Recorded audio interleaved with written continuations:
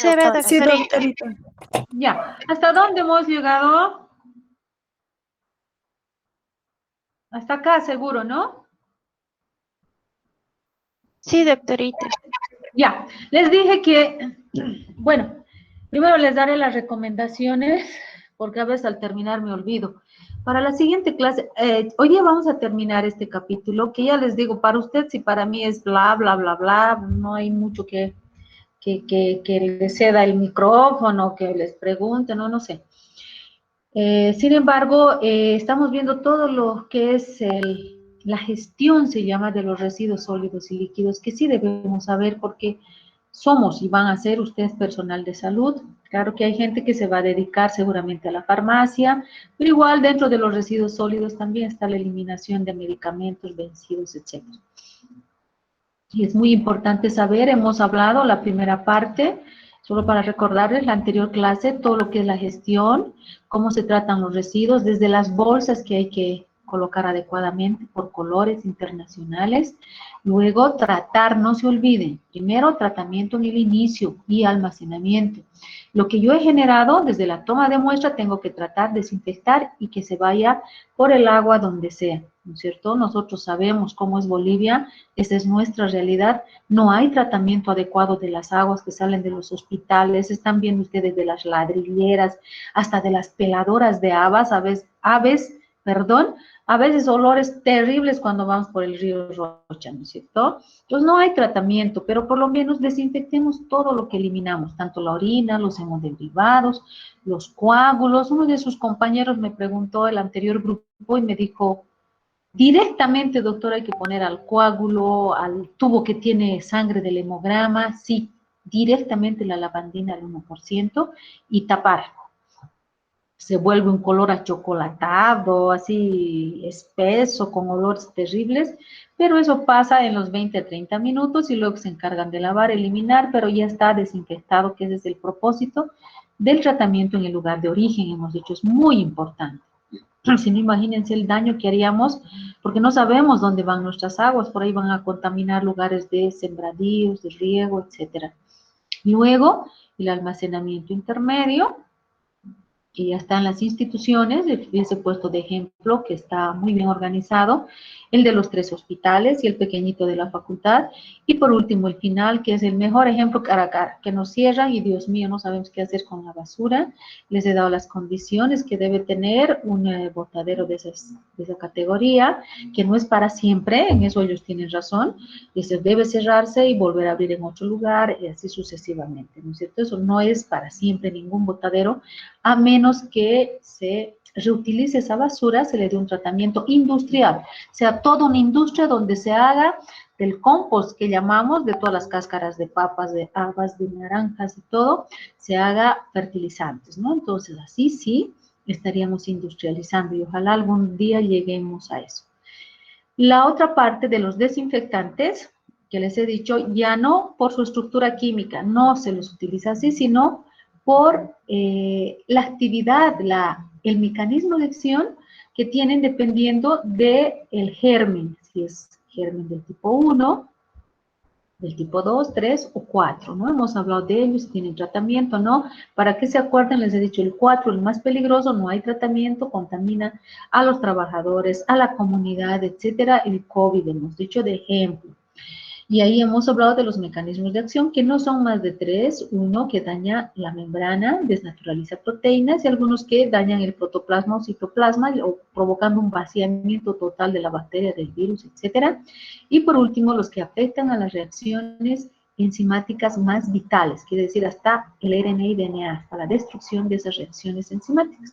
No hay otro mecanismo, tal vez el de la oxidación con la oxigenada, de hidrólisis casi no hay. Después no existe más mecanismo. ¿Entendido?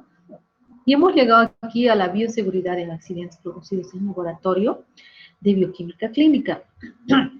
Es muy importante el que sepamos esto porque a cualquiera le puede ocurrir que tenga un accidente. Ojalá nunca nos pase, pero lamentablemente pasa por lo menos una persona al año, sea del área de farmacia, de farmacia, sea del área de laboratorio, enfermería, personal de limpieza, el residente, hasta el cirujano más experto puede cortarse. con un bisturí. Y tenemos que saber qué hacer porque las leyes, por eso les he dicho la universalidad, habían 2 leyes y un decreto supremo que el tratamiento de residuos y cubre también accidentes, nos protege la ley. Entonces tenemos que exigir, claro que en la forma adecuada, no como estamos acostumbrados en la facultad, los gritos, insultos, no, adecuadamente y siempre informar. Entonces, acá tenemos lo primero, accidentes cortopunzantes. Aquí probetas, material, lo peor, lo mejor, bueno, no lo mejor, o sea, lo menos importante que puede pasar es que se me han caído tinturas, tinciones, ya, se rompió. No importa, se compra. Y puede haberme producido un corte. Hay que lavarse, retirarse, había vidrio y lavarse con abundante agua. ¿Sí? Con abundante agua, siempre removiendo las piezas, si ha habido un vidrio, aunque sea pequeñito, y si uno necesita Y que eso. le algunos puntos, etcétera, porque ha sido muy grande el Pero corte, nos guardamos, pues. se lo Dos van a hacer. gastitas y eso sí, porque ya Chiquitas, hay que. apagan sus micrófonos, les estoy escuchando todo. Y creo que no están en clases, niñitas, a ver, apaguen. Ya. Entonces, se recogen los pedazos, como cualquier vidrio o cosa que se nos ha caído, ¿sí? Si son tinturas, no es infeccioso, entonces tiene que limpiar con abundante agua si son ácidos o álcalis. Pero si tomamos en cuenta y pensamos que puede haberse caído un tubo de un hemograma al piso, provocando salpicaduras, etcétera, todos los materiales son infecciosos, hemos dicho. No, no voy a ir a mirar qué tiene el par, no me interesa, es infeccioso. En los laboratorios existen unos triángulos que hay como en las carreteras. Cuando un auto se echa a perder, un triángulo rojo ponen y quiere decir que ahí está parado el auto. ¿Por qué? Porque está con algún problema mecánico. Pues en el laboratorio hay los mismos, así triángulos rojos que generalmente nos regalan las importadoras de medicamentos, de reactivos, rojo así, y con el signo de peligro que ya hemos visto en rojo y lo conocemos, ¿sí? Entonces, este material biológico es lo peor que puede pasar, que se haya caído, se haya roto. Siempre comunicar al jefe directo, inmediato superior, al jefe de laboratorio. Si no está él, al jefe del área. Si era en el área de hematología, el hemograma, el tubito con sangre, al que está haciendo los hemogramas, al coordinador del internado, pero se debe avisar siempre, siempre, siempre. No puedo ocultar estos hechos, ¿sí? Puede ser una sangre altamente infecciosa, qué sé yo, de un paciente con COVID, de un paciente con hepatitis. Entonces siempre se avisa, puede ser que les llame la atención un rato, pero no traten de ocultar, hacer desaparecer esa sangre, limpiar, porque les aseguro que al limpiar se van a poner nerviosos, se van a infectar ustedes, se pueden cortar con el virus. Es mejor comunicar y decir, bueno, se rompió, porque no solamente les ocurre eso a los inexpertos, a los internos. Con los guantes quirúrgicos son resbalosos y están un poquito húmedos, fácil hacer caer las cosas. Entonces pasa, sí, pero siempre comunicar, ¿no es cierto? Y el encargado, dice, sus jefes inmediatos superiores les van a ayudar con la desinfección, ¿sí? Si es sangre, si es fluido biológico, líquido acítico, líquido cefalorraquídeo, lo que sea, de tal manera de que puedan clasificar el riesgo de acuerdo a eso, pero el tratamiento es idéntico, se echa lavandina, ya sea en spray, pero es mejor no en spray sino echar porque podemos estar generando más salpicaduras. Entonces se echa ahí y se pone papel toalla, es decir, cualquier papel secante se pone encima. Generalmente hay papeles toallas, pero abundantes son en los laboratorios, y si es un laboratorio pobre que no tiene el papel absorbente, pues un periódico, punto, pero se deja 20 a 30 minutos, lo ideal hemos dicho 30 minutos, y luego se procede a levantar los vidrios, a limpiar con guantes, no los guantes de cirugía, con guantes de lavar ropa, esos guantes de, hay guantes de, que usa el personal de limpieza, guantes más gruesos incluso que los de ropa, entonces ellos van a saber cómo limpiar, lavar, luego poner detergente, desinfectante, trapos y limpiado el piso y no se genera ningún riesgo de infección, ¿entendido? Pero ya les digo, eso es lo que menos preocupa, el haberse roto ese tipo de materiales. Los accidentes percutáneos, eso es lo peor que nos puede pasar. Ojalá nunca nos pase. Percutáneos porque atraviesan la piel, ¿sí? Generalmente por pinchazos o cortaduras en el caso de los cirujanos, pero un pinchazo al sacar la muestra de un paciente que puede tener HIV o hepatitis o no tener nada. Pero para nosotros, otra vez les repito, todos son infecciosos, ¿sí? Entonces se limpia, hasta el cirujano más experto, chicas, a veces puede producirse una cortadura con el bisturí. En el gastroenterológico, 2 cirujanos en los 30 años que trabajo se han cortado, pero bien cortado y con pacientes con HIV y el otro con hepatitis. Le han dado su tratamiento retroviral y miren ustedes, tan estresado estaba, tan nervioso que ya cuando ya le dieron su tratamiento, pasó un mes, le vino una embolia cerebral sobre eso por el estrés y todo eso, ¿no?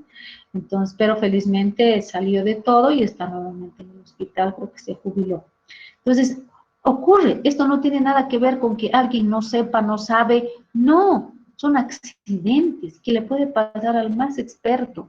Hasta el pinchazo, yo alguna vez me he pinchado, pero bueno, sin mayor consecuencia, con una persona por historia clínica fui a ver y solo era operado de apéndice. Entonces sí ocurre. Entonces, ¿qué ha pasado? Me produce un pinchazo. Lo primero es, termino de sacar, generalmente al encapuchar hemos dicho, o al sacar la aguja para trasvasar el líquido de la sangre de la jeringa al tubo con EDTA, empezar a distribuir. En la parte final es que uno se pincha, no al inicio. Entonces termino de sacar, dejo la jeringa encima y le digo a la persona que está conmigo, siempre hay 2 personas en la toma de muestra o 3. Entonces les digo, me pincharon, ¿no es verdad? Me pinché y termine de sacar la muestra, por favor, me voy inmediatamente. Se limpia la herida con abundante agua, dejando fluir 2 a 3 minutos bajo una corriente de agua. Los 3 minutos bajo la corriente, inducir al sangrado, quiere decir apretarse lo más fuerte posible y que haya pérdida de sangre. La sangre va a arrastrar al exterior lo que haya podido ingresar de bacterias o de virus. Vamos a disminuir bastante la carga viral. ¿Entendido? Eliminar cuerpos extraños, todo. Entonces, una vez que he terminado los 2, 3, hasta 5 minutos haciendo sangrar la herida, se retira el agua, se seca y se desinfecta. Lo más utilizado y que en todos los hospitales hay es la yodopovidona o povidona yodada o lugol o tintura de yodo. O gluconato de clorexidina también se utiliza bastante, ¿sí? Y finalmente, si no hay nada de eso, pues desinfectar con agua oxigenada, que también hay en los hospitales, etc. Con desinfectante abundante se lava y se hace una valoración. Bueno, ya me he vendado, me he limpiado, inmediatamente después, no debió pasar ni 5 ni 10 minutos, se realiza valoración del historial clínico, no mío, del paciente con cuya aguja me he pinchado, ¿sí? ¿Y qué determinaciones analíticas tenía? La papeleta tengo que ir a ver. El señor había sido Juan Pérez y hoy día vino hemograma, orina y glucosa. Es diabético, su historia clínica no está internado, pero como son habituales, a veces tienen historia clínica. Basta que uno vaya 2, 3 veces, tiene que tener historia clínica. Tengo que ir, buscar, avisar a la secretaria, qué sé yo, que voy a revisar historia clínica. Ni siquiera ustedes. Por eso les digo, es muy importante comunicar al inmediato superior. Su jefe de área, el coordinador, está obligado a ir con ustedes o ir personalmente, buscar en la historia clínica, en la computadora que tiene. Si solo era diabetes, ya, pero todos son considerados infecciosos, hemos dicho, ¿no es cierto? Entonces, reviso todo, y si he ido solo a operarse, era un paciente internado, mejor porque voy a tener acceso a su historia clínica y se le va a hacer seguimiento los días que se quede después de la cirugía. Me va a dar tiempo a sacarle sangre y hacer además todas las pruebas que tengo que hacer.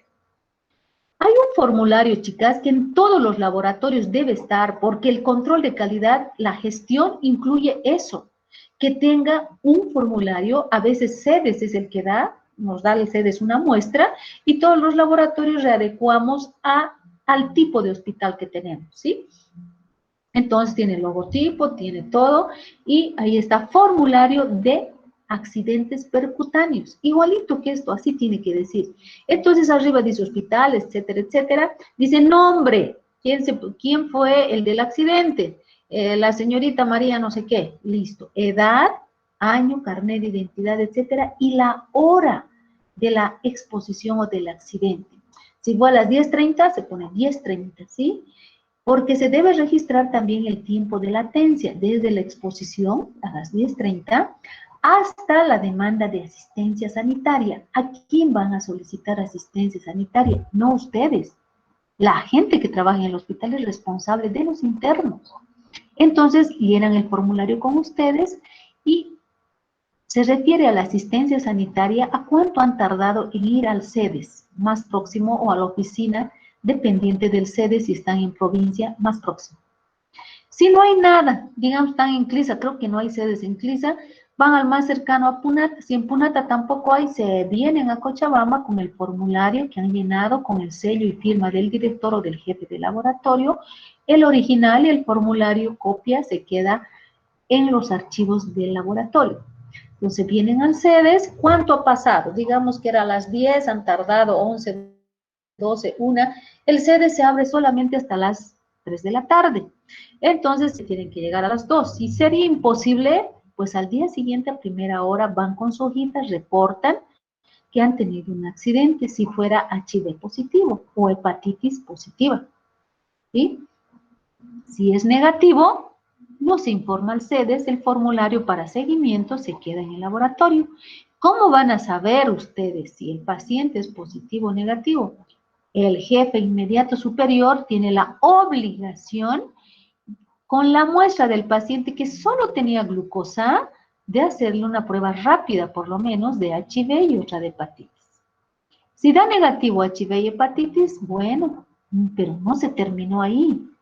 Ahora ya no se le hace seguimiento al paciente porque dio negativo. Se les hace seguimiento a ustedes, al personal de salud que se ha accidentado. Porque puede estar en incubación cualquier enfermedad en el paciente. Dio negativo, pero le hemos dicho, son considerados potencialmente positivos para mí.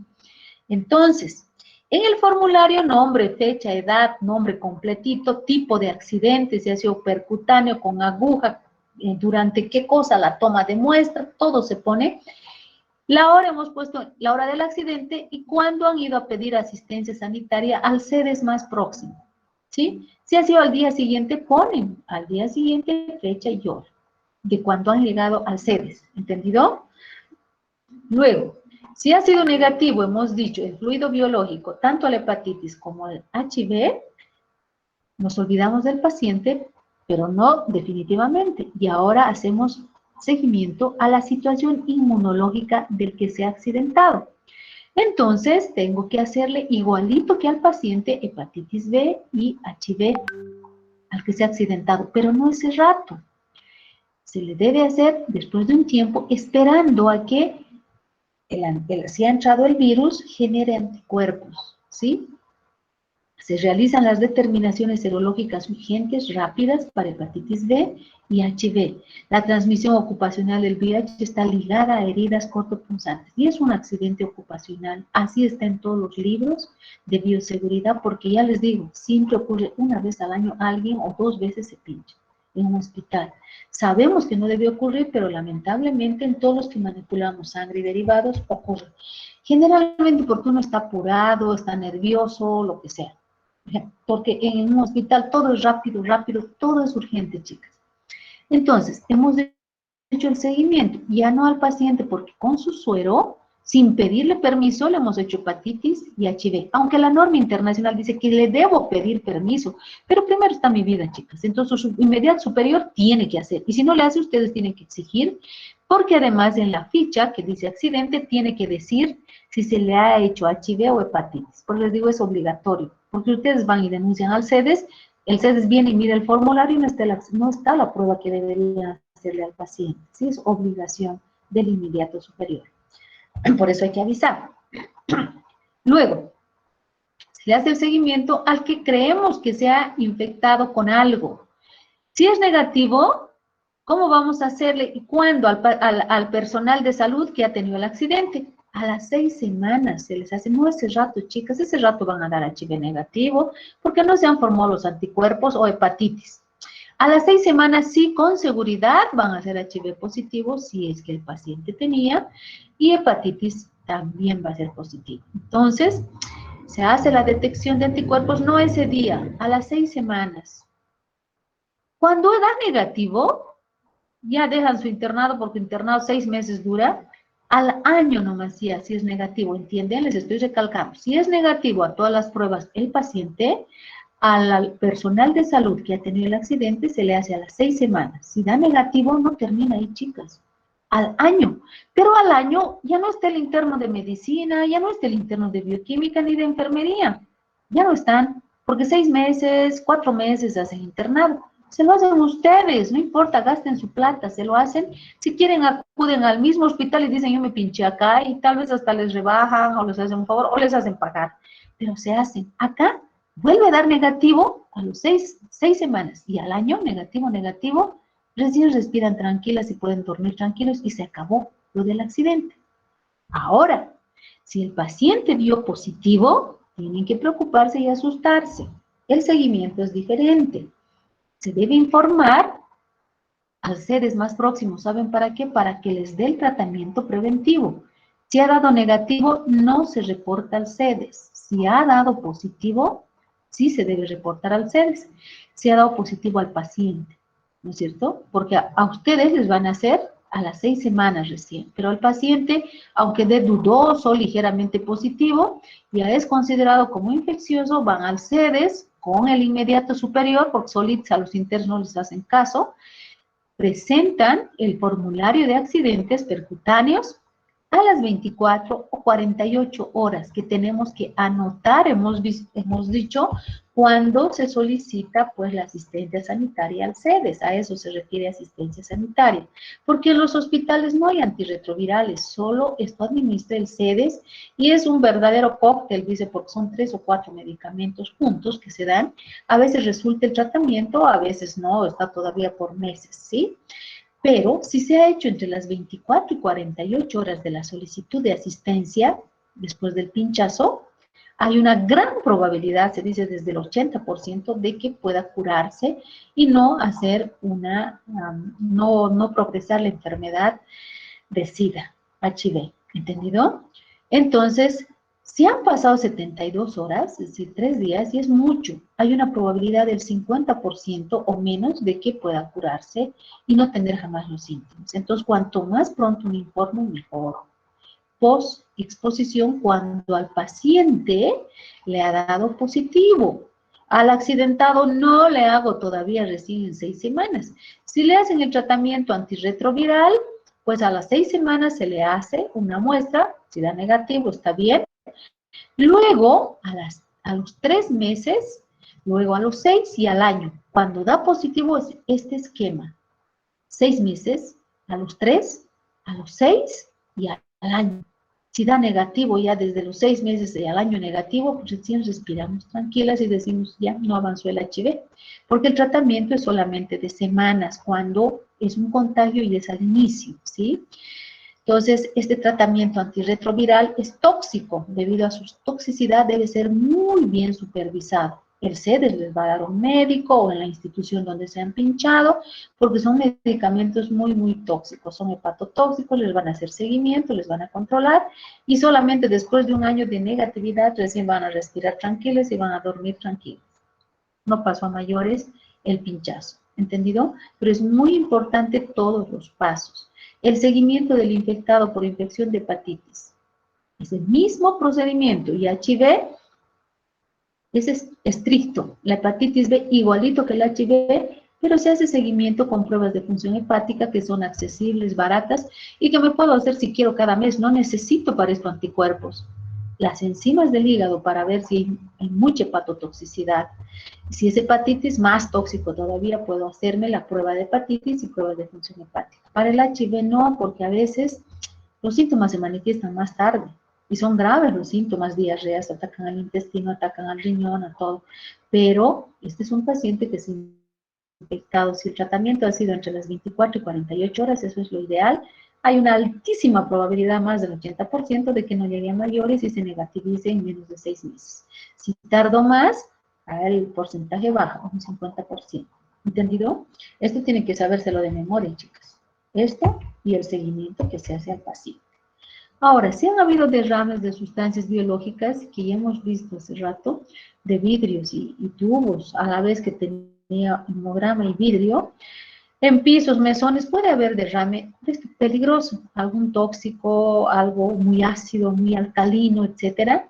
Entonces se debe colocar lentes uno a limpiar, mascarilla quirúrgica, guantes, delantal para limpiar estos derrames, ¿sí? Ya sea infecciosos, sean ácidos, álcalis, etcétera. En caso del material derramado, si es sustancia biológica, papel absorbente o gasa, perdón, en cantidad suficiente y cubrir con hipoclorito al 1%, ¿sí? No al 2, al 1%. Antes decían 1 a 2, pero ahora se ha vuelto más estricto esto con lo del COVID. Ya les he dicho que por no crear resistencias y demás cosas se cuida el hipoclorito y lo máximo que se prepara en hospitales es al 1%. Dejar actuar, dice aquí, no, esto también está mal, ya se ha dicho 20 a 30 minutos, hemos dicho, aunque esté en una superficie inerte, utilizando siempre guantes para recoger el material absorbente, roto, gasas, etcétera, con guantes. Y ni siquiera los guantes quirúrgicos, guantes de lavado que tienen los de limpieza y los hospitales. Luego, después de que hemos limpiado los papeles absorbentes en bolsa roja, todo lo que hemos usado para limpiar, se lava el piso y el mesón en forma habitual con spray, el sodio, el hipoclorito al 0,5. Luego secamos y podemos aplicar un poco de agua y detergente finalmente y terminar el exceso de hipoclorito. Retirarse los guantes, lavarse las manos, ¿entendido? Entonces, esa es la forma. Ahora, quiebre de tubos con material potencialmente infeccioso en centrífugas. Esto ocurre más que lo otro. Uf, a ver, las centrífugas están mal, el cabezal, ya tanto usarlas, ya no está muy bien, ¿cómo les digo? No está muy bien, muy parejo ya la centrífuga, porque a veces se comienza a zarandear por de tanto usar y centrifugar todos los días, cada rato. Y el eje, este eje principal donde están los tubos, entonces pues ya no está recto y comienza a romper y romper, por lo menos cada día un tubo, es pues terrible eso que pase, porque hay que llamarle al paciente a su casa, preguntarle dónde está, tiene que volver al laboratorio para la toma de muestras, ¿sí? Chicas, estoy recibiendo una llamadita de una de las internitas, espérenme un minutito, estén leyendo esto, ¿ya? 2 minutitos.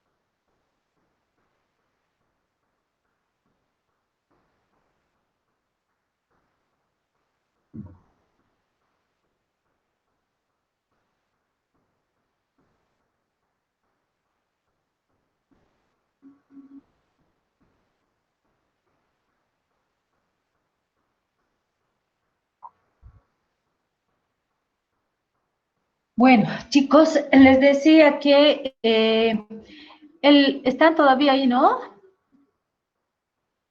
¿Sí? Sí, doctora.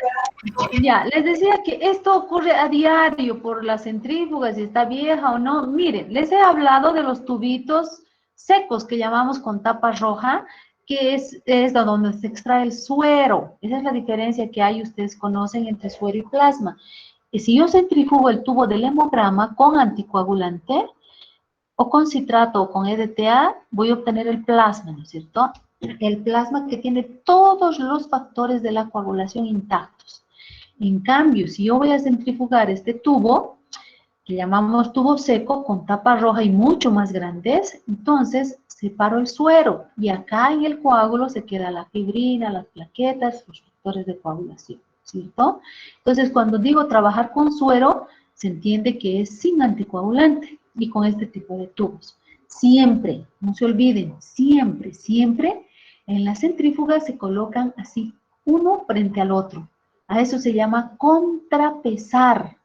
A veces hay hasta balanzas al lado de las centrífugas porque tienen que estar pesados los tubos. Este frente a este, no es al lado, uno frente al otro, se está contrapesando. Otro tubo con el otro, así en cruz, se va poniendo uno frente al otro, uno frente al otro. Este tiene 4 o 6 portatubos, hay de 24, hay de 12 en los hospitales, hay de 24, de 40, o sea, centrífugas grandes. Basta que esté mal contrapesado y la centrífuga comienza con las revoluciones por minuto tan fuertes que se rompen al tiro. Tiene que estar muy bien contrapesado, ¿sí? Entonces, lo que ocurre para que en la mayor parte de las centrífugas se les hace mantenimiento una vez al año, 2 veces al año, hasta el mantenimiento está programado dentro de la gestión de calidad. Los instrumentos y equipos que se usan a diario, como los microscopios y las centrífugas, tienen que tener un mantenimiento mínimo de cada 6 meses. O sea, el ingeniero está obligado a ir, ya se pone fecha, se hace un calendario, así como calendario de clases, de exámenes, igualito. Centrífuga, 2 o 3 veces al mes, al año. Microscopios, igual 2 a 3 veces. Baño Marías cada 6 meses. Sí, internacionalmente, por el tipo de uso, ya tiene que estar en el cronograma. Entonces, el mantenimiento se lo hace así. Pero, cuando no falla el mantenimiento, a veces la inexperiencia hace que pase lo siguiente. Mire, se pone acá, se ha pesado muy bien, la interna mide, pesa, contrapesa uno al frente pone 6, 8, 12 tubos, ¿sí? Entonces se tapa la centrífuga, se pone el tiempo, si quiero 5 o 10 minutos, y se colocan las revoluciones por minuto. Puede ser digitalmente, los más modernos, o a rosca con un tornillo donde dice 500, 2000, 3000, 4000, 5000 revoluciones. Aunque no llegan a 5000, la mayoría llegan a 3000 y 4000. Entonces, nunca se pone 3000 o 2500, que es lo adecuado para separar el suelo. Si yo pongo 2500 o 3000 más el tiempo y el botón de estar, ya, comience a funcionar, la centrífuga va a hacer un ruido, comienza, pero hasta llegar no para, pero hasta los 3000 revoluciones por minuto. Entonces, obviamente, si está aumentando así de golpe, algunos tubos se pueden llegar a romper. Y eso es lo peor que puede pasar. Lo correcto es que he tapado, he cerrado, he puesto el tiempo y pongo 1000 revoluciones. Espero unos segundos, 2000, unos segundos y 3000, hasta que llegue a lo máximo de revoluciones que necesito. Si de golpe lo ponen 3000 y comienzan, a veces hasta la tapa puede abrirse, chicos, y ocasionar terribles cosas, ¿sí? Cuando se rompe un tubito por un accidente o no he contrapesado bien, como esto es redondo y bien tapado, es como una caja de resonancia, comienza a sonar, se escucha en todo el laboratorio, rompiéndose los tubos. Entonces, se debe parar inmediatamente la centrífuga, porque ¿qué va a pasar? Se ha roto este tubo y ya no hay su contrapeso de este, se va a romper este que tenía agua, era su contrapeso o muestra o lo que sea. Si no hay estos dos contrapesos, el otro se va a romper, el otro, entonces no, tengo que parar la centrífuga inmediatamente. Imagínense 4, 3 tubos que se rompan, ¿cuántos pacientes tienen que volver? 3 o 4, y los pacientes se enojan, se molestan. Entonces, hay que tener mucho cuidado. Por eso van a ver en los laboratorios una persona que está centrifugando, se para en la centrífuga, porque está aumentando 1000, 2000, 3000 revoluciones, si quiero hasta 3000 o 2500.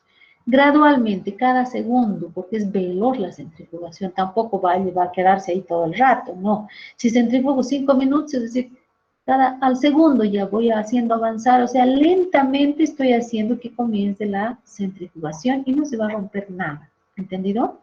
Si se hubiera roto, digamos que se ha roto aquí un tubo, dice detener la marcha de la centrífuga y dejar el aparato cerrado por lo menos 30 minutos.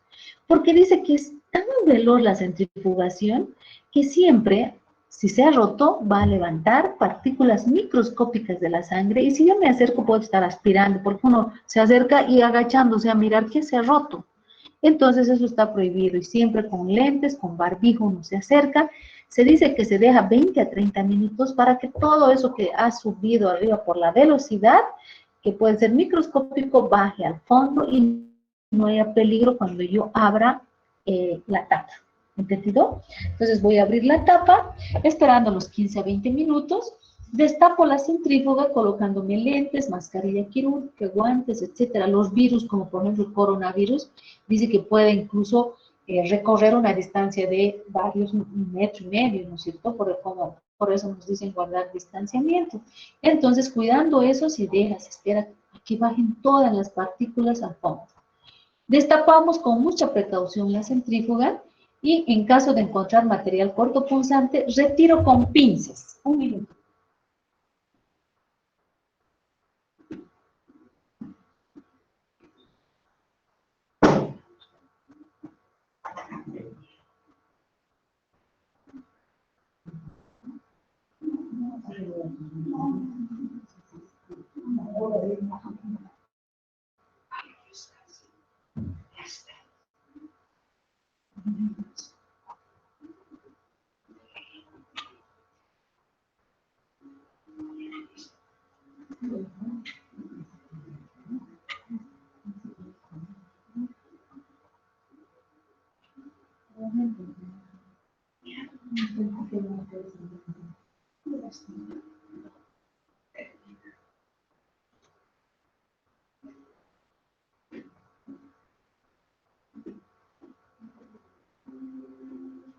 Entonces, dijimos que se debe destapar después de los 15 o 30 minutos, con mucha precaución, quitar primero, retirar cortopunzantes. Nunca con estos guantes se atrevan a tocar vidrios o cortopunzantes, chicos. Estos no protegen nada, es una segunda piel. Entonces, siempre con los guantes de lavado de material, recoger con pinzas hasta el último pedacito. Luego, limpiar con alcohol al 70%, chisgueteando ahí adentro, jamás con el hipoclorito, porque puede encerrar.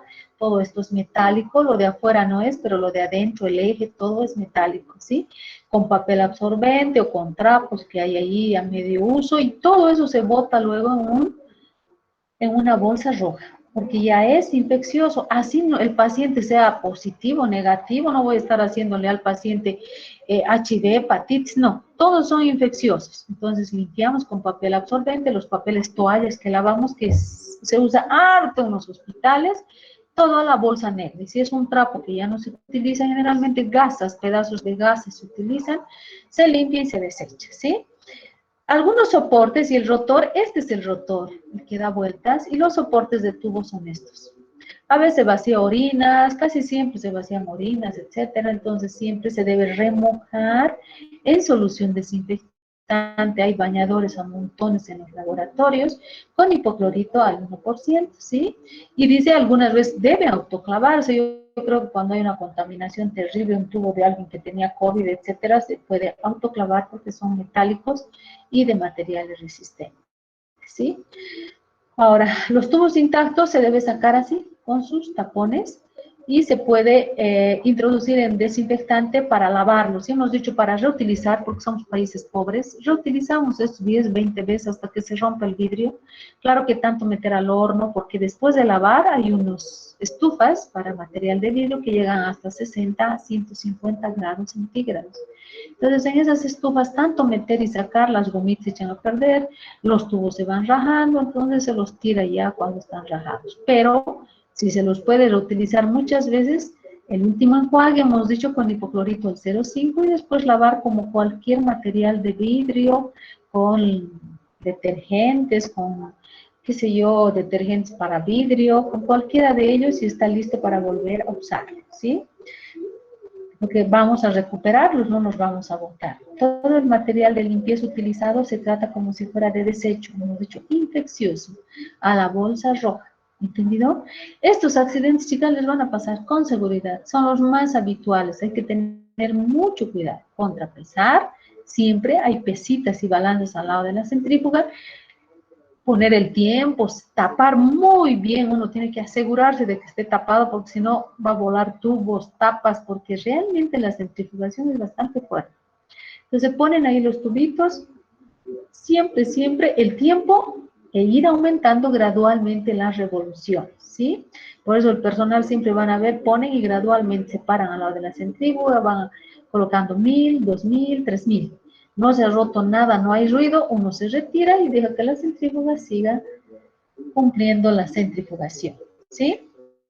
Si se ha roto, y eso ocurre a menudo, siempre comunicar, no tratar de solucionar uno solito, porque el jefe tiene que llamar, o el responsable, no el interno, al paciente, y decirle, porque a veces son clientes y ahí ya los ven cada año, cada mes, los que trabajan ahí, y a veces hay cierta amistad, le dicen, señor, usted sí se ha roto el tubito, puede venir, él sabe cómo solucionar, ustedes no se metan a solucionar nada porque pueden meterse más bien en problemas, ¿sí? Entonces, no lavar con hipoclorito los equipos que sean metálicos, ¿no es cierto? Es bastante corrosivo, ¿listo?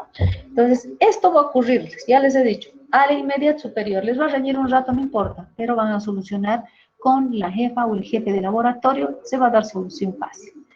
Ahora, aparte de utilizar esas barreras, accidentes y todo, también hay seguridad y salud, se debe cuidar la salud del personal. Eso está reglamentado dentro de las normas de bioseguridad, son leyes, decretos supremos que cubren y que deben velar por la salud del personal. Ahora con el COVID hemos visto que nada no les interesa, ni materiales, ni siquiera barreras, guantes dan, pero está normado, puede reclamar el médico que le den, aunque aquí no nos hacen caso, pero bueno, está dentro de las normativas ministeriales, el cuidar la salud de su personal.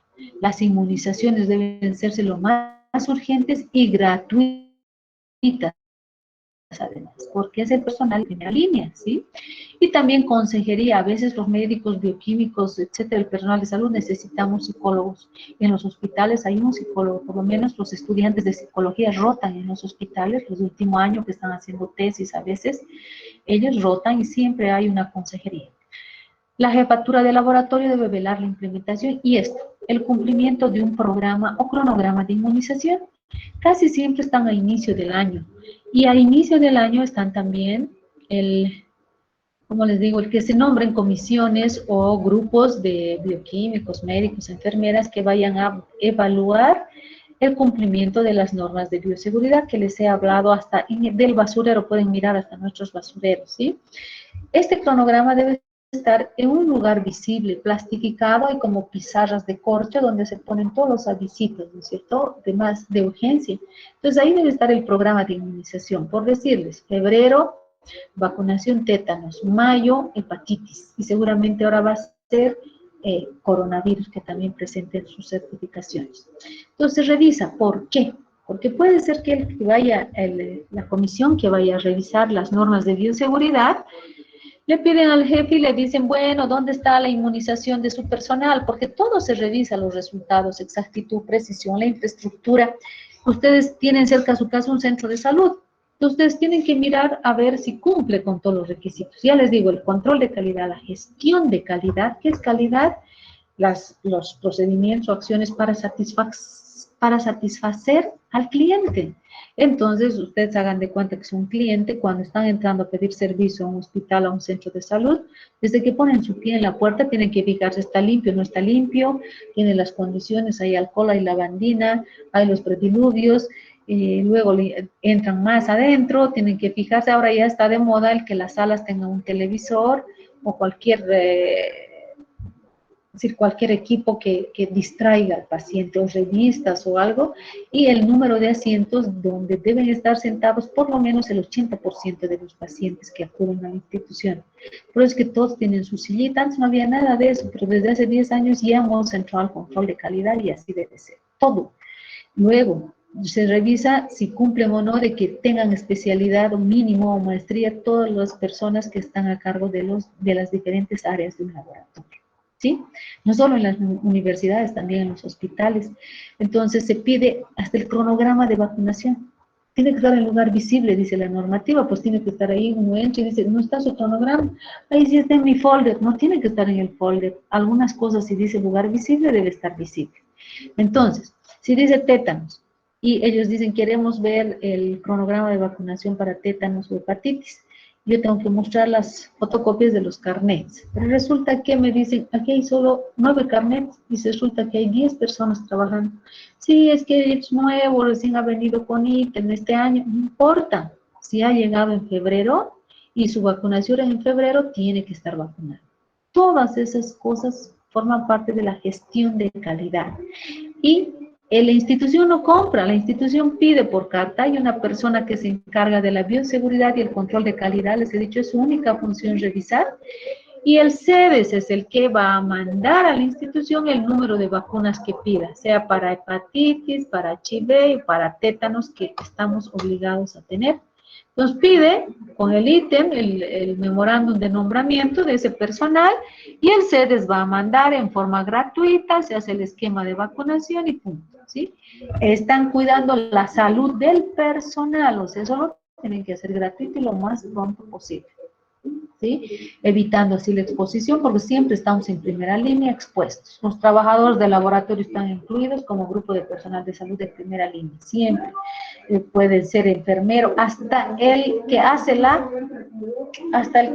limpieza tiene que estar ahí vacunado y cumplir todas las normas de bioseguridad, ¿entendido? Hasta el de la limpieza, todos son personal de salud. Ahora se ha incluido, el tétanos un poco que se ha sacado, chicos, y se ha incluido ya hace 3 años la influenza, ese H1N1, H2N2, esta hepatitis, influenza, el tétanos es si uno quiere o no, de verdad, no revisan, pero la influenza, hepatitis, y con seguridad se aumenta aquí el coronavirus, ¿sí? Eso corre de parte de la institución, del CEDES, que están obligados ellos a proporcionar, están obligados. Ahora, la vacuna contra la hepatitis está indicada en todo personal de riesgo. ¿Y quiénes son? Todos los que manipulan sangre y fluidos corporales. Los de limpieza, las enfermeras, el personal médico, todos los que manejan fluidos corporales. Ya que la transmisión va a ocurrir directamente por accidentes, principalmente el HIV, la hepatitis B. La influenza no, puede ser un paciente que es estornudado y punto, ¿no es cierto? Ingresa por las mucosas, etcétera, por la nariz, respiración. El esquema para la hepatitis B, que es lo peor que nos puede pasar, es tan peligroso como el virus del HIV, solo que la hepatitis puede tener tratamiento, pero el virus del SIDA o HIV no. Entonces, 3 dosis incluye la hepatitis B, primera vacunación al tiempo 0, al mes, y luego al 6º mes, el último refuerzo, ¿sí? Intramuscular los 3, en el músculo deltoides, en el hombro, igualito que el COVID. Se prefiere este músculo porque no hay mucha grasa ahí, si ustedes se fijan casi siempre hay músculo. En cambio la nalga no se puede pinchar ahí porque hay mucha grasa y el músculo es más grande. Entonces siempre se prefiere el deltoides intramuscular derecho o izquierda, ¿sí? La vacuna contra la influenza ahora se exige más que el tétanos, es una vacuna de rutina en el personal de salud, incluido aquel que desempeña laboratorios en áreas administrativas, porque esto se transmite por gotitas mediante la respiración, el estornudo, etcétera. Entonces puede cubrir metros, incluso en un ambiente cerrado puede quedarse por más tiempo. Esta es la característica que tienen estos que se transmiten durante la respiración o los estornudos, igual que el COVID, pero el COVID es mucho más contagioso con el virus de la influenza, debido al tamaño que tiene. Entonces, ya se debe tener esto, siempre, todos los años. Entonces, ustedes vieron que cuando había H1N1, la influenza, no sabían que la vacuna no servía para sus variantes, o sea, el H2N2 no sirve. Entonces, uno tiene que elegir la vacuna, el H1N1 o el H2N2, de acuerdo a las variantes que están presentes en el hospital. Digamos que 2 o 3 pacientes han tenido H1N1, pues hay que vacunarse contra ese, ¿sí? Y tiene una duración de solamente un año, eso es lo peor, solamente un año. En cambio, la hepatitis nos cubre casi entre 25 a 30 años, o sea, casi toda nuestra vida laboral. Por eso es que ese carnet hay que cuidarlo como si fuera el carnet de identidad, plastificarlo, guardarlo y dejar una fotocopia en el hospital, ¿sí? Entonces, la influenza dura solamente un año, es peor desventaja, pero también estamos obligados a administrarnos la vacuna. Embarazadas, antes del primer trimestre, ninguna vacuna se recomienda, ni de la hepatitis B, ni la influenza. Incluso para el COVID hay contraindicaciones, ¿no? Durante el primer trimestre ninguna vacuna, después sí recién se administran las vacunas.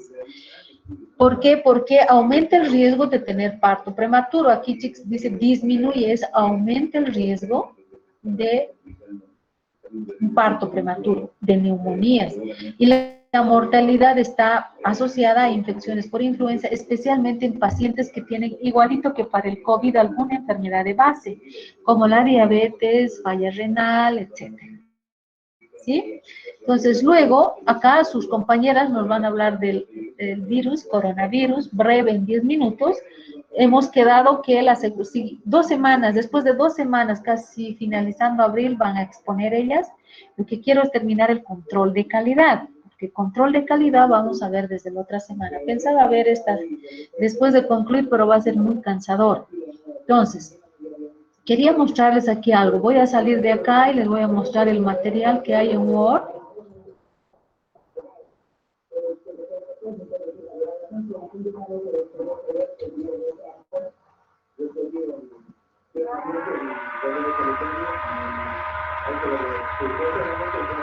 Chicas, ¿ven? No, doctora. Ya, les voy a subir un minutito.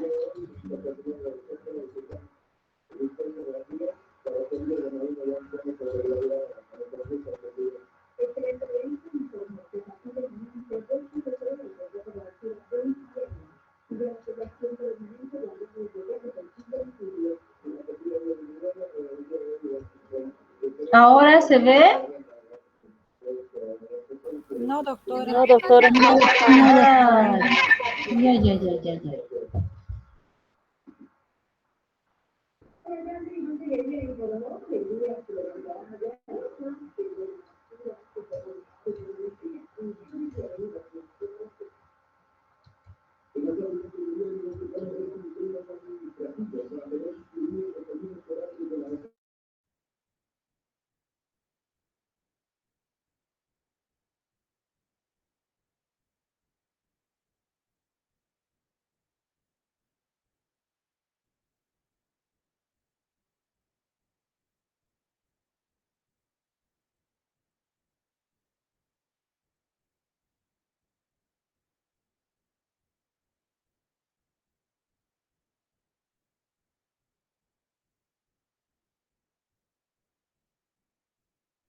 Ahora sí.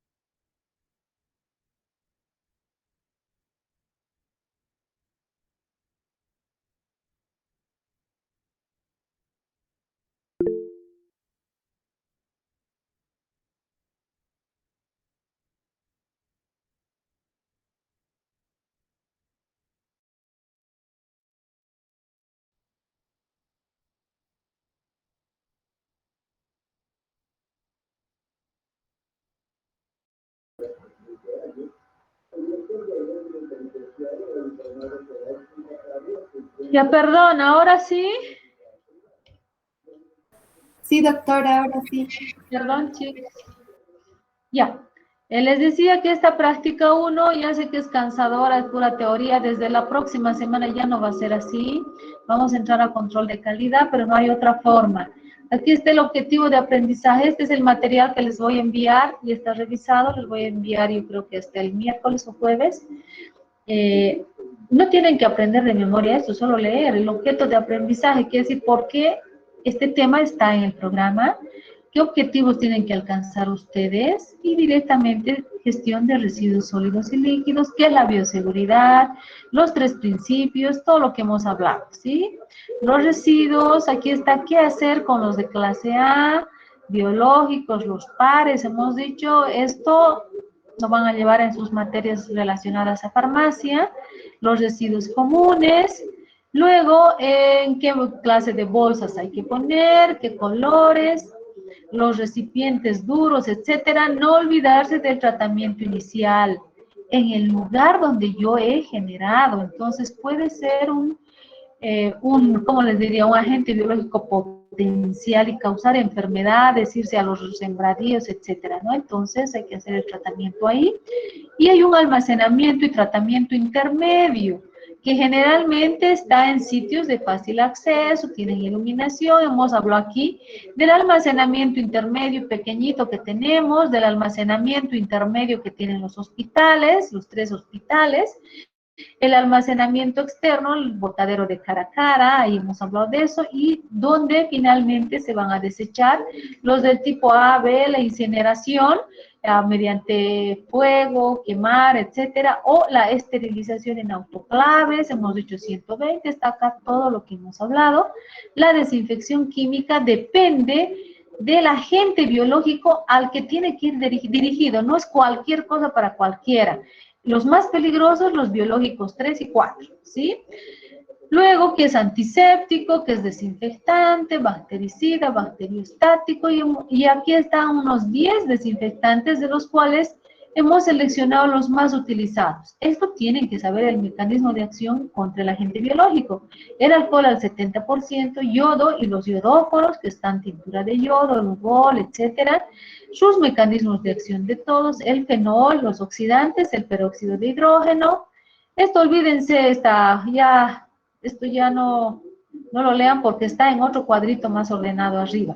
El hipoclorito de sodio, los fenoles, y a la tercera parte pasamos, que es bioseguridad en accidentes, que hemos hablado, qué hacer, cuáles son las precauciones universales, la prevención después de un accidente, los accidentes percutáneos, siempre comunicar al sedes, seguimiento al infectado, seguimiento al que ha tenido el accidente y siempre tomar en cuenta las hepatitis. Hepatitis, su nombre me dice, todo lo que termina en itis es inflamación, entonces conlleva una inflamación del hígado, por eso se tiñe de color amarillo, la piel, las palmas de las manos, los ojos, debido a que aumenta la bilirrubina, no puede el hígado deshacerse de la bilirrubina y se va acumulando, ¿sí? Por eso se llaman hepatitis, cursan con inflamación del hígado, sea del tipo A, del B, del C. Entonces, la hepatitis B es la más peligrosa para el personal de salud, que se transmite por fluidos corporales, ¿no es cierto? Y por pinchazo, y también tiene una transmisión sexual, generalmente eso en pacientes que tienen muchas parejas sexuales, etcétera. Por lo demás, a nosotros el contagio nos viene por agujas, pinchazos accidentales, ¿sí? Luego, los síntomas ni tienen que aprender de memoria, porque ya los conocen además, y vamos a llevar nosotros en todo un capítulo que se llaman pruebas de función hepática, que se hacen desde el paciente que toma alcohol hasta el que tiene hepatitis viral. Las mismas enzimas, porque el hígado es el que produce las mismas enzimas para todos los casos de hepatitis. Cuando nos dicen cirrosis, hepatitis, pensamos en alcohol y no siempre es el alcohol, son los fármacos, el alcohol, son los virus también y algunos venenos tóxicos. Entonces, todo eso nos puede producir hepatitis, cirrosis, etc. Siempre van a cursar las hepatitis, ictericia, color amarillento de los ojos, dolor abdominal, fiebre, náuseas y vómitos. Siempre, siempre. Pérdida de apetito, es decir, el hígado cuando está mal no queremos ni ver comida, ¿no es cierto? Y orinas oscuras, que se dicen orinas ambaradas. Los niños son los que tienen menos enfermedades y síntomas graves. Ahora, la hepatitis C, la familia tiene que saber, si tanto hablamos de la hepatitis B y la hepatitis C, por lo menos tienen que saber que su familia en el B es el Plasmaviridae, del C el pico, perdón, Flaviviridae y de la A el picornavirus. Entonces, la hepatitis C es causada por el virus de la hepatitis C. No hay vacuna y es tan grave como la hepatitis B. Puede volverse agudo crónica, ¿sí? Y no se sabe por qué la hepatitis C puede provocar cáncer de hígado, no se sabe, pero es el virus que tiene mayor característica de terminar no en cirrosis, sino en un cáncer hepático. No se sabe, hasta ahora sigue en estudio a qué se podría deber, ¿sí? Son muy similares los síntomas a los de la hepatitis B, por eso les decía, ni mencionen ni tienen que aprender de memoria, porque vamos a ver esto en un capítulo de todas las afecciones del hígado, ¿sí?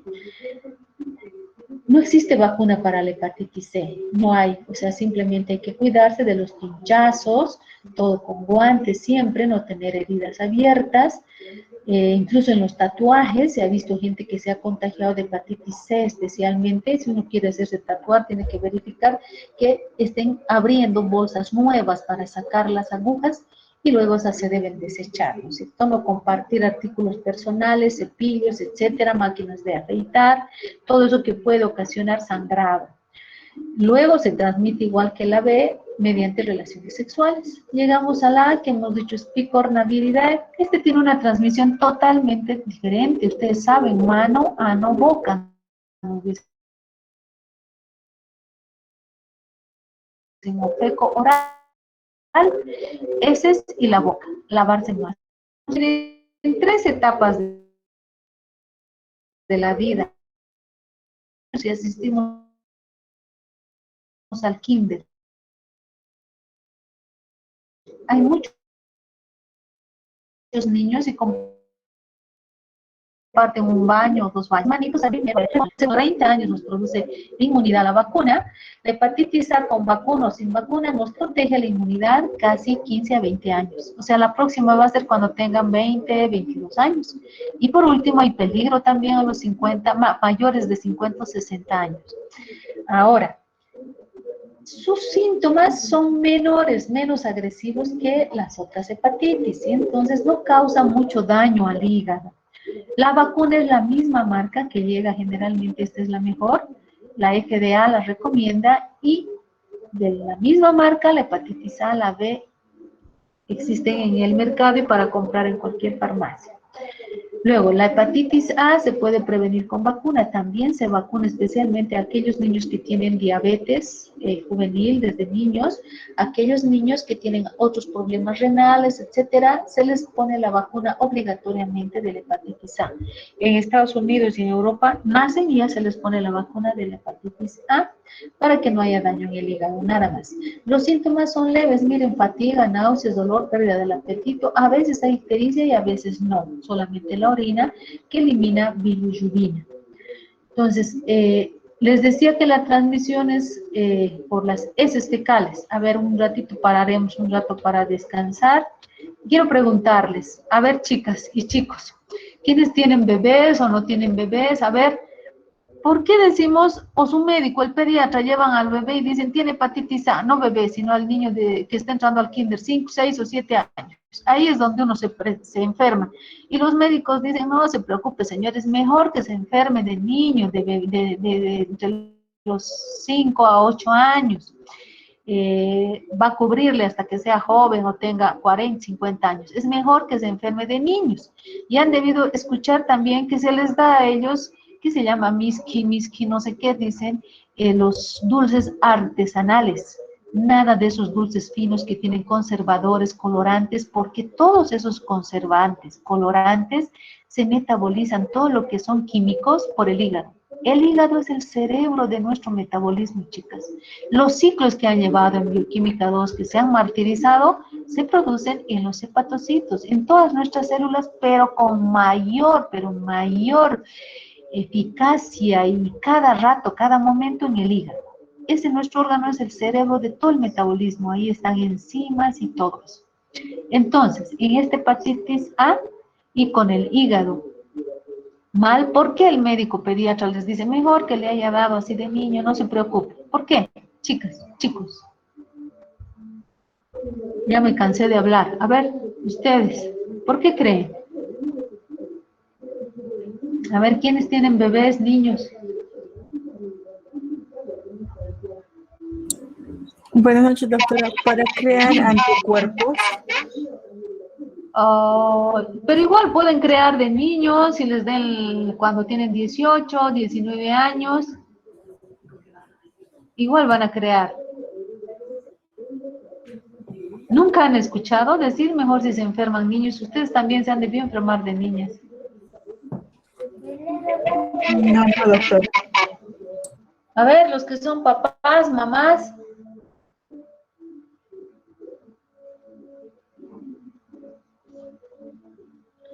O sea, no tiene mucho que ver la respuesta con la inmunidad, sino más bien con que el hígado en los pequeños, hasta los 7, 8 años, está en plena maduración. Todavía el hígado está madurando, están terminando de formarse los hepatocitos. Entonces, si les da al niño, por eso los síntomas son menores. Y de verdad que el médico pediatra les dice a las mamás, no importa, es como una primera vacuna si le ha dado, le va a proteger hasta que tenga 20, 30 años, hasta ahí le va a proteger. Pero a veces la inmunidad, como ustedes dicen, no se forma muy bien, depende de cada uno, de cada persona. Entonces, lo que va a pasar va a ser que se vuelva a enfermar a los 20, 22 años. Generalmente cuando hay hacinamiento, en el kinder, ya les he dicho, comparten un baño para muchos niños y alguno de ellos no se va a lavar la manita y se eliminan por las heces fecales. Hemos dicho oro fecal, mano, boca, ¿no es cierto? Y los niños son los que menos se lavan las manitos. Entonces, si no se han enfermado de niños, se van a enfermar 18, 20 años. ¿Sí? ¿Cuándo? Cuando van a hacer el servicio militar en los cuarteles, es el principal contagio. Incluso ha habido el año de la pandemia, el año pasado, una infección viral, igual que es por hacinamiento, porque comparten cucharas, vasos, etc. ¿De qué se han enfermado los premilitares? ¿Quién sabe? Una enfermedad viral. Rotavirus. ¿Qué enfermedad produce? Las Esta es la paperas. cosa de... Las paperas, ¿no es cierto? Aparte del rotavirus, se han enfermado con paperas. El rotavirus se produce en niños, pero no en adultos. Y en niños se confunde mucho con un resfrío, fiebre y diarrea. En un centro militar, en un cuartel en Tarija, paperas tenían. Luego en La Paz, los papás han reclamado, incluso han dicho que les han dado una semana para que se curen. Alarmadísimos todos porque había una epidemia de paperas, ¿no es cierto? Justo con la pandemia. Entonces, por la baja de inmunidad, puede asociarse con otras infecciones también el coronavirus. Entonces, ha bajado nuestra inmunidad por el estrés o porque se han enfermado a coronavirus primero y después vinieron las paperas. Entonces, en esos lugares donde hay hacinamiento es donde a veces puede ocurrir las epidemias. Entonces, la primera vez que uno tiene contacto, porque la mayoría de nosotros nos contagiamos y a veces pasa sin ictericia, pasa inadvertido, pero eso se debe controlar, tratar de controlar, porque imagínense si ese niño come chocolates y está con hepatitis, prohibido los chocolates, están los dulces más caseros, y actualmente ya hay en las farmacias, en polvo vienen protectores hepáticos, entonces eso se le da disolviendo en agüita, cero leche al niño que tiene hepatitis, nada de grasas, nada de leches, y tenerlo en reposo, porque el hígado es un órgano grande, si ese niño juega fútbol, corretea, etcétera, hay inflamación del hígado, entonces se va a mover, se va a golpear el hígado y va a tener graves consecuencias, a veces puede ocasionar algunas hemorragias pequeñas en el hígado. Entonces, reposo, nada de chocolates, nada de leche, se le dan matecitos, agüita, dieta blanca, y dulces de lo más casero. Ese es el principal medicamento, mucha glucosa para ayudar al hígado, porque se regeneran los hepatocitos en los niños hasta los 8 años. Si no se han enfermado de hepatitis A de niños, se van a enfermar con seguridad cuando estén premeditar. De hacinamiento, un cuartel, pocos baños, entonces se transmite de esa manera. Y si no se han enfermado 18 a 20 años, lo más peligroso es de 40 a 50. Por eso dicen los pediatras, es mejor que les dé de niños, porque el hígado se regenera. No hay un niño que termine con cirrosis, con hepatitis A. Pero un joven, 18, 20 años, que además no sabe, o si sabe igual y sigue tomando una cervecita por ahí, otra, está dañando el hígado. Hepatitis, más alcohol, el alcohol es lo peor para el hígado. Entonces, ¿qué va a pasar? Va a terminar con una cirrosis ese paciente. Y no siempre asociado solamente al alcohol, sino a la hepatitis y al alcohol, a las dos cosas. Entonces, es mejor enfermarnos cuando somos pequeños. De verdad, dicen, es la mejor inmunización en el kinder. Ya se enferman varios niños, si es peligroso, hay que tenerlos bajo control, faltan a la escuela, al kinder, etcétera, pero es la mejor época, porque el hígado se va a regenerar, los hepatocitos se van a regenerar, no se van a olvidar. Luego, 18 a 20 años, lo más peligroso porque fuman, consumen alcohol, juegan fútbol y no le dan mucha importancia a la hepatitis. Es la A nomás, dicen, ¿no es cierto? Y ahí puede causarse también daño al hígado. De mayores, 40, 50, si uno no se ha enfermado en kinder o en el cuartel, etcétera, es más peligroso. Y ahí inclusive hay internación, requiere un tratamiento médico adecuado y mucho reposo y los hepatoprotectores. Después no hay tratamiento pues para los virus, chicas. Entonces, la hepatitis A es de ese tipo. No se olviden, ano, mano, boca y por las heces fecales.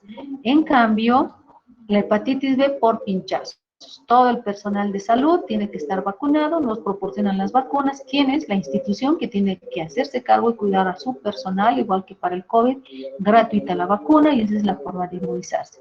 Hepatitis B está simplemente para completar, aquí no hay, porque tiene que estar asociada a la D, que es un virus mucho más incompleto que el B, tiene que estar concomitante, la B y la D, y en Australia existe este, que ni siquiera es considerado virus, se lo considera ver, es una parte de puntos, lo cual es casi imposible, en nuestro medio no hay, o sea que esto es solo para su información, no estudien, pero que esta hepatitis D casi D no hay, y que tiene que estar el paciente enfermo con hepatitis B y contagiarse con este mal, lo cual es casi imposible y en nuestro medio hay muy, muy poco, ¿sí?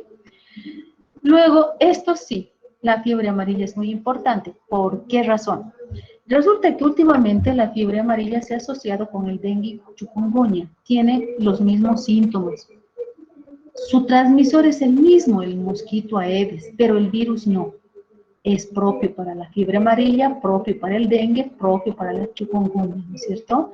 Entonces, en el caso de la fiebre amarilla, es un flavivirus, ¿sí? Flavivirus, no se van a olvidar, porque les preguntan, de verdad, les preguntan cuando van a provincia, por ejemplo, en el Chapare, cuando van, bueno, no mandamos a Omereque, pero en Omereque, en el Chapare, por el clima, sí hay fiebre amarilla. Hay picos, hay epidemias, cada 2 años, cada 3 años, no sé, yo no soy epidemióloga, la verdad, pero dicen que cada 2 o 3 años sí aparece epidemias y muy graves, tanto en Santa Cruz como en el Chapare, pero más en el Chapare, en los Yumbes, por el calor que hace y porque hay muchos de estos mosquitos, ¿sí? Estos mosquitos son los que intermediarios para llevar la enfermedad, el reservorio es del ser humano, ¿sí? Periodo de incubación 3 a 6 días.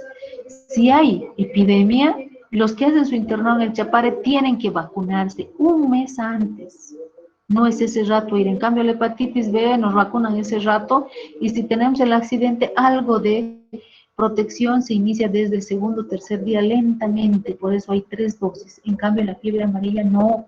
Incluso para viajar al Brasil o a algún lugar, o Venezuela, Colombia, nos exigen en el pasaporte la vacuna para la fiebre amarilla que dura 10 años. Entonces, Si ustedes tienen parientes en el Chapare, yo de elección les digo quiénes tienen parientes en el Chapare y ellas van a provincia de Chapare, porque es un lugar que conocen obviamente, porque es considerada una zona roja por enfermedades y por todo eso, y es mejor que estén ahí las que conocen, están en su ambiente, tienen parientes, etcétera.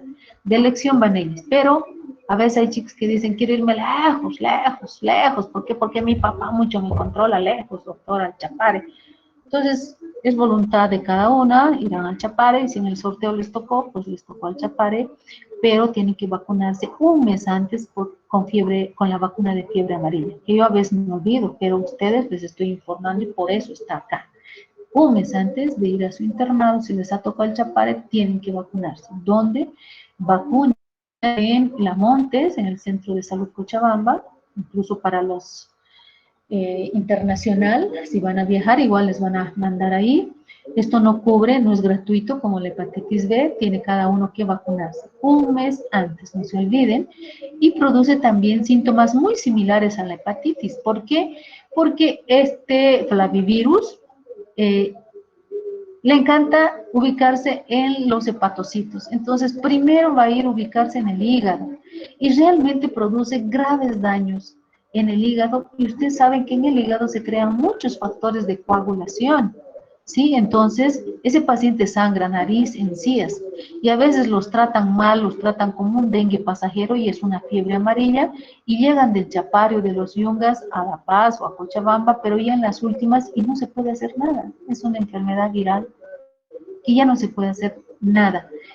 Se conocen 3 tipos de transmisión. El selvático es el habitual, ese es su hábitat normal, pero últimamente se ha vuelto urbano, ¿no es cierto?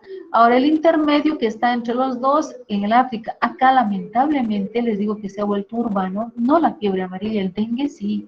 Ustedes saben que en la zona sur, cerca de la laguna de Coñacoña y otros cerca de la laguna de Lalay, han aparecido 2 pacientes con dengue que jamás han viajado ni al Chapare, ni a los Yungas, ni a ninguna parte del trópico. Ni siquiera por Santa Cruz, gente que ha vivido en Cochabamba, y eso es lo peor, que se está aclimatando a nuestro clima y no el virus, sino el mosquito se ha aclimatado y es el que va a transmitir y se está volviendo urbano y eso es muy, muy peligroso para nosotros. Entonces, respecto a la patogenia, fíjense, igualito que cualquier hepatitis. Ictericia, eliminación de albúmina y proteínas por la orina, conjuntivas amarillas, bilirrubina elevada, esto va a hacer que la orina se vuelva café, manifestaciones hemorrágicas. ¿Por qué? Si el hígado está mal, eso van a llevar en hematología los factores de coagulación, tanto la cascada de coagulación extrínseca e intrínseca, una parte de esos factores de coagulación pues se forman en el hígado. Entonces el hígado es un órgano muy importante. Estas manifestaciones hemorrágicas lo hacen vómito con sangre, es de color café. Así ya llegan los pacientes. Cuando están vomitando sangre quiere decir que el hígado está perdiendo su función y ya no está fabricando y sintetizando los factores de coagulación, entonces va a empezar a sangrar por la nariz, por las encías y es mal pronóstico, generalmente mueren en esa etapa. Fiebre aguda, escalofríos, cefalea, mialgias, anorexia, náuseas, vómitos. Se parece mucho a las hepatitis, pero con síntomas mucho más graves, donde se involucra y se daña primero el hígado, luego el riñón y finalmente vaso y comienzan a sangrar y es un sangrado terrible. Cuando ya llega a dañarse de esta manera el hígado es irreversible. Generalmente es compatible con la muerte. Luego las hemorragias gingivales, lo que les decía, periodo de incubación 3 días. En 3 a 5 días pueden morirse estos pacientes, ¿sí? Con ictericia, vómitos en borra de café, se llama porque son vómitos casi negros, y llegan a morir entre el 7º a 10º día. El diagnóstico, bueno, esto no nos importa mucho porque es por PCR, ELISA, han debido llevar en microbiología. Hasta acá me interesan los síntomas, porque ustedes tienen que conocer, imagínense, por cualquier casualidad un pariente, ustedes o alguien tiene los síntomas y no se vacunó, inmediatamente antes de llegar a esta etapa de la falla y las manifestaciones hemorrágicas, tiene solución, pero después ya no hay tratamiento, es grave. La vacuna, una dosis.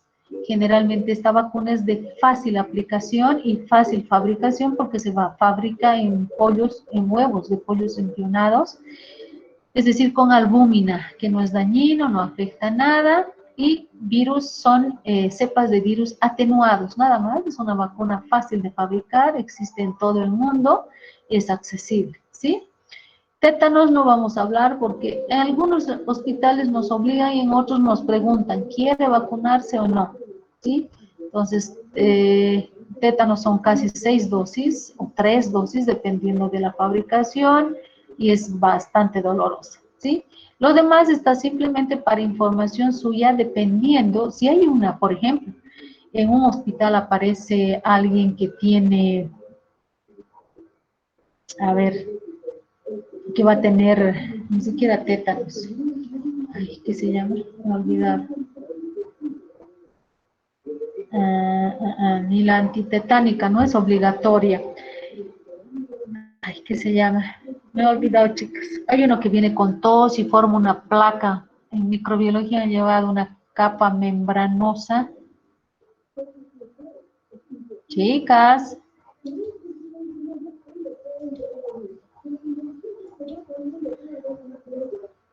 ¿Ven, chicas, las figuras? La bibliografía, doctora. Ya, bueno, de todas maneras hemos terminado acá. Acá está la bibliografía y con esto hemos terminado toda la parte 1, el tema 1, no me acuerdo, es una vacuna que es obligatoria. Cuando aparece un solo paciente, todo el hospital tiene que vacunarse. Ustedes han llevado en microbiología, forma una capa membranosa purulenta en la amígdala. Ay, cómo me olvidó. Es un tipo de bacteria que provoque tos y se mueren con eso. Es súper contagioso. Me voy a acordar por la Tuberculosis, doctora. No, no, ay, con tos parecida a la tosferina. Ay, no me acuerdo. No me acuerdo. Y también vacunan a los niños. Ay, la difteria. La DPT que tiene difteria, tétanos, a veces dice que es mejor aplicar la triple. Si desde niñas nos han aplicado, ya no necesitamos vacunas de adultos. La difteria, chicas, esa es terrible porque si aparece una persona, una única persona, todo el hospital tiene que vacunarse inmediatamente, ¿sí? Entonces, lo demás es solamente para información, para que ustedes sepan, porque son personal de salud, qué cosas tienen que vacunarse, cuándo tienen que usar la vacuna. Con esto hemos terminado. ¿Hay preguntas? Pero el otro tema, que es el control de calidad, que vamos a ver desde la siguiente semana, y es un tema más ameno, y justo quería decirles, para la próxima clase alisten sus datos, por favor, con lápiz, papel, su calculadora, y bien ordenados sus datos, no de todos los grupos, porque nos van a pasar ellas mientras estemos avanzando el tema, que nos va a llevar casi 2 a 3 semanas, porque vamos a avanzar las dos cosas al mismo tiempo. Vamos a hablar de glucosa, del método de su determinación, que es el tema número 3 y es donde realmente se hace práctica, porque el control de calidad es aplicación de la glucosa, esa práctica. Hemos empezado por la práctica 3 y nos va a servir para el control de calidad, que es el tema 2. Entonces van a listar sus datos del 1 al 20 o 22 datos creo que tenían, sacan la concentración de glucosa para la otra semana con la fórmula que les puse en la pizarra, miligramos decilitro, va a ser igual a la absorbancia del desconocido sobre paciente por concentración, ¿no es cierto? Entonces sacan las concentraciones de sus datos y los tienen bien ordenaditos, y sobre eso vamos a trabajar la siguiente clase sobre control de calidad. Pero antes vamos a avanzar la parte teórica, que algo les he explicado en clases en laboratorio, que es sensibilidad, especificidad del método, depende del fabricante, exactitud y precisión, qué errores cometemos siempre, cuando estamos comenzando a trabajar en laboratorio. Les vamos a dar el nombre, aleatorios, sistemáticos, groseros, etcétera, cuando se producen para que aprendan a reconocer.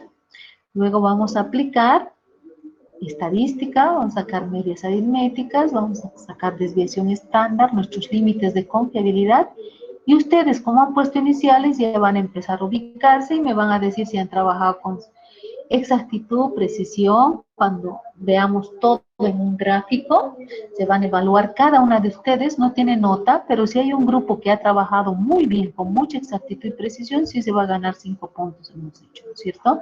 Entonces van a ordenar bien sus datos para la siguiente clase. Vamos a empezar definiendo todas las... todo lo relacionado con el control de calidad, cómo surgió el control de calidad, hasta ver las curvas de Levi-Jennings con las que se ve la exactitud, precisión. De todo el grupo vamos a hacer una curva y les voy a ir mostrando curvas del año pasado. Y, como les digo, las curvas no son más de 3 o 4, toditas son idénticas después porque cometemos los mismos errores. Errores en el pipeteo de la muestra. Eso es lo primero que pasa en la primera clase que hemos tenido, o sea, la primera vez que ustedes hacen. Van a ver que sea el año pasado, el anteaño, hace 5 años, casi los errores son los mismos. Les puedo asegurar que la mayoría se ha equivocado en la muestra. Segundo, puede ser el baño María, pero todos hemos puesto el tiempo y vamos a aprender a reconocer esos errores. Entonces va a ser más ameno, más llevadero, porque esto de teoría y teoría quería terminar y por fin terminamos, ¿sí? Entonces no se olviden, para la próxima clase, listo su material, su borrador, por favor, no sean flojos ni flojas, hagan y saquen sus cálculos cada uno de ustedes, porque así vamos a estar avanzando hasta la tercera práctica, que es determinación de glucosa.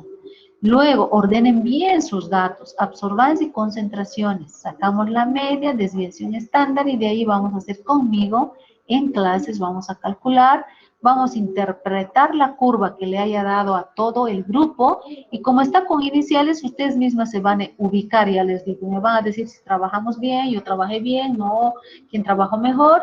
Y la próxima clase les voy a decir el valor verdadero para que además comparen quiénes trabajaron bien y todo eso, ¿sí? Entonces, de eso se va a tratar la próxima clase. Ahora, para terminar este tema, ¿alguna pregunta?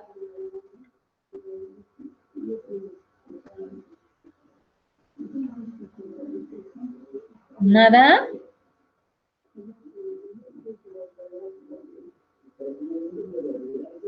Bueno, quería avanzar algo de control de calidad también, pero la verdad estoy cansado, ustedes también deben estar cansados porque este temita es bien larguito. Entonces, la siguiente clase vamos a ver todo lo que es control de calidad en laboratorio. Ya les digo, alisten sus datos, calculadora, lápiz, borrador,